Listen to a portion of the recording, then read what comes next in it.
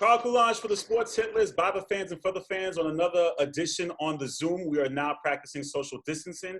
I have some very football experts. I am not the football expert, so that's why I had to call in some of the heavy hitters. Two heavy hitters. One person is very controversial.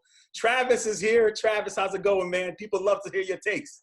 What's going on, y'all? You know what I mean? I know we out here social distancing, you know what I mean? I hope everybody's staying safe.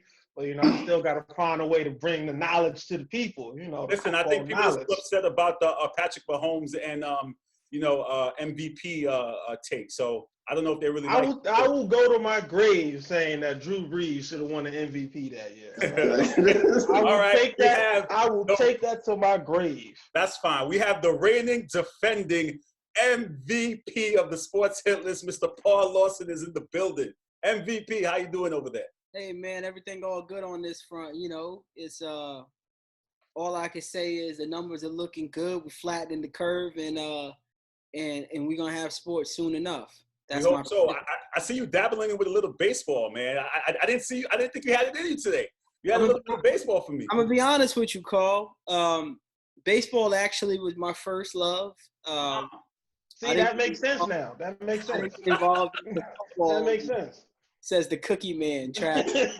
I got a stash for you here too, if you want it. When it's over. I'll send you a label. I need this. And last but not least, we have for the first time ever, Mr. Ray joining us on the Sports Hit List. Ray, thanks for joining me out of Florida, man. Thank you for being on the panel. Man, I appreciate you just letting me come out here, voice my opinion. These are the two guys I definitely do talk a lot of football with in the group. We go back and forth a lot, so I'm glad. And I definitely appreciate your support of the brand for all these years, always reposting and sharing our content. It's definitely much appreciated. Always. So the first question I have is, are you guys nervous that we may not have an NFL season given the way COVID is going? Ray, let me start with you. I'm not really too nervous when it comes to that because football season doesn't start till September. Okay. And, just going off of what I've been hearing on the news and everything like that, it shouldn't affect it too much. I mean, the latest I could see football season happening is probably October. And if we don't have any fans in the stadiums, then we just don't have any fans. But people going to the games isn't a big deal because mainly everybody watches it on TV anyway, especially when it comes to football. Me personally, I play fantasy football. I hate going to a game and checking up my phone, looking at my fantasy and everything. So, but I don't have any doubt that football will be played this year. I have no problem. Trav, any doubt? Any nervousness? Any doubt that we may not get some football coming in the fall? No, I can't. Even in my wildest imagination of how far this could go. Hey, you got a wild imagination. Exactly. So I can't see this going into the fall. Like I seen. It might have been, I don't know where it was on social media. I don't know what the report was. Somebody was talking about you might not see large gatherings till like fall 2021. I'm like, come on now. I can't see it going that far. Like at worst case scenario, you might get training camp disturbed a little bit. If that's the worst case scenario in my mind. I just can't see this going into September, and affecting the football season. I mean, if it happens, that'd be crazy. That we still dealing with this, but I just can't see it going that long. All right. MVP, thoughts? Do you agree with the panel? You don't see it going that far, or? Hey, I agree with a different caveat. The NFL season will not be disturbed at all in regards to opening weekend, riding all the way through February 2nd when the Super Bowl takes place in Tampa. The things that will be impacted will be the voluntary stuff. The OTAs, obviously, we'll discuss the draft in a moment. Some of these one-on-one meetings, some of those things will happen.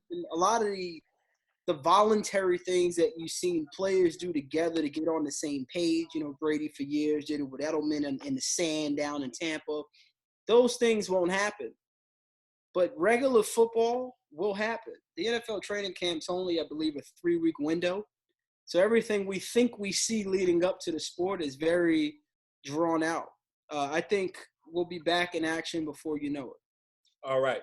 So moving along, we just finished up the NFL offseason in terms of free agency kind of held. Once the major sports in NCAA and NBA were canceled, we had a week to a period of NFL free agency. So who would you say were the winners and the losers? Trav, let me start with you. The winners and the losers of the NFL free agency period. I mean, I guess everybody gonna say Tampa was a winner because they got Tom Brady, but I mean, I can't be too excited about a 43-year-old quarterback, even though he is the GOAT going, to coming to my team. I mean, I don't think that really changes it that much. But who was a big on top? I can't think who was a big winner though. I would say my Panthers. I mean, keeping Christian McCaffrey in the fold, that was big for us right there. You know what I mean? Locking him up, even though it's all right. But as far as the big winners, I can't really think of any top of my, because I don't think any signing was a game changer off the top of my head. Okay. As far as the losers, I would have to say players like Cam Newton, Jadeveon Clowney, he was a big loser because I think they were mostly affected by the COVID because they're the players that people want to get their hands on and get the physicals. So you can't get them in your building to get a look at them. They're players with a lot of injury history. So therefore, not being able to get that physical is probably really holding up the process for them.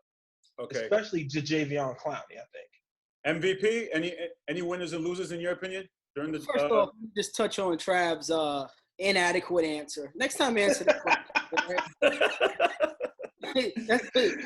Listen, you want to be the guy, you got to come with the material. Right? You're right. I ain't gonna lie. I couldn't think of a winner off the top of my head. I've been rolling out of bed doing Zoom calls. I know how to flabbergast to get the audience. Right? But honestly, the biggest winners, I'm going to give you two, is the Miami Dolphins. You go from the worst team in football, honestly. Look, Cincinnati had some struggles, some health issues, but Miami has been one of the worst franchises we've seen in probably the last 10 years in the NFL. So to go out there and spend on quality guys, high character guys from the New England Patriots, Cal Van Noy, you get Byron Jones from Dallas, the highest coveted defensive back, and you add Shaq Lawson. You add a lot of key guys, talented individuals, and you still retain 5 picks in the top 50 in the draft, with more money to spend in the event they do want to splash on Jadeveon Clowney or whatever it might be. They still, or Cam Newton, right? I say Miami's a winner. Tampa Bay, obviously. If you're Bruce Arians and you went 8-8 with Jameis Winston, who threw 30 interceptions and fumbled 9 times or something crazy like that, how could you not feel like you've won with arguably the greatest quarterback that's ever touched a football? I think he is. Highly efficient in regards to not turning the football over. Added with those weapons who we say all Tom Brady hasn't had since the Randy Moss era was weapons, right? And we've seen what he did that year with the 50 touchdown season. Tampa, I think their season ticket numbers went through the roof. I think they were up 700% in ticket sales. They're going to be on primetime television probably 5 or 6 times. They hadn't been on primetime in 5 years. And them trash old jerseys, but okay, keep it going. So if you're me, you got to say Tampa's the winner. Biggest loser, unfortunately, is our local club, the New York Jets. Yes, they made some decent football signings on the offensive line, but no game changers, right? Nothing at the wide receiver position. Didn't make a play at A.J. Green. They didn't make a play at Jadeveon Clowney in free agency. So there's still a lot of questions that hoping to solve on that day, and I'm not sure that's going to happen. I do think the Washington Redskins, in a weird way, who did nothing in the free agency, is also another loser. With a ton of money to spend, new coach, new system, new opportunities, and they did absolutely nothing. So I expect to see them at the bottom of the NFC East as well. So those would be my 2 winners and losers. Okay, and Ray, who is a Dallas Cowboys fan, American team, for those who don't know, a big Cowboys fan, and people love to hate him because he is a Cowboys fan. What are your thoughts in terms of the winners and the losers of the free agent? Simple with me. The winners, obviously, I like what Tampa did. I mean, they went 7-9 with Jameis Winston.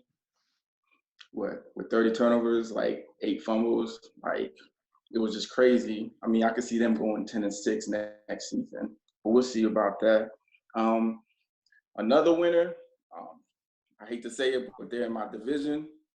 The Eagles, they picked up a cornerback. They really needed that one. We have a good cornerback, Slay from Detroit. You know, I mean, that's what they needed. They got it. And, you know, also the Ravens, they kept Jimmy Smith and they got Calais Campbell for nothing, basically. Pennies on the dollar. Pretty much. Mm. I'm going to be honest, man. The biggest loser is my Cowboys. It's right here. They're losers. Because y'all always losers, man. What else is new? That ain't nothing new, man. Y'all always There's losers. a chance that that little helmet can fit on your head, bro. Y'all know me. I've been, you know, we lost a lot of key. We lost Jones. We lost Kyle. We lost Quinn. Fredericks retired. We still working this Dak contract. Y'all know my feelings. Pay the man. Pay my man. Pay Dak. Stop. Cut my man a check. All right. I mean, stop playing with my man money. He got way more than I would ever offer him. But hey, I guess I don't know. They're really the biggest losers right now. I'll go in more detail when it comes to them, but I think they are the biggest losers when it comes to free agency. Yeah, they got and they picked up McCoy, but that's just 1-year deals. I mean, I'm not really impressed by anything like that when it comes to Hold on, Carl. Let me throw out something real fast. I want to, real fast, because I got to move on, Trap. Come on, my fault. Revamp my winner. I think the Buffalo Bills was a huge winner in this offseason. Getting Stephon Diggs, that's big right there. And then plus you got Tom Brady out the division. So therefore, you win automatically, all right, with that one. So I'm going to go with that. And then I'm going to question, Paul, question you with that Miami win right there, because they ain't one of those players right there who going to be a difference maker for that team.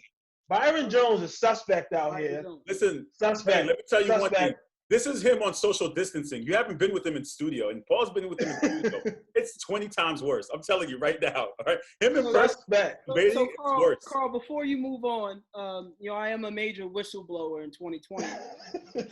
I appreciate Travis took the last 7 minutes to go on Google and do some research for free agents. Not even. I'm sitting here looking at the camera. However, let me just throw this out there. That's why you're the MVP. That's why you're the MVP. Buffalo was a good team last year. I have no doubt about Buffalo. My concern with them is Josh Allen. That's my concern. Another year of growth. I think he got something in him. I don't think Josh Allen got anything in him. I'm with you, Ray. I don't know. Another year of growth, man. Yeah, he folded in the playoffs, but you know what I mean? Another year.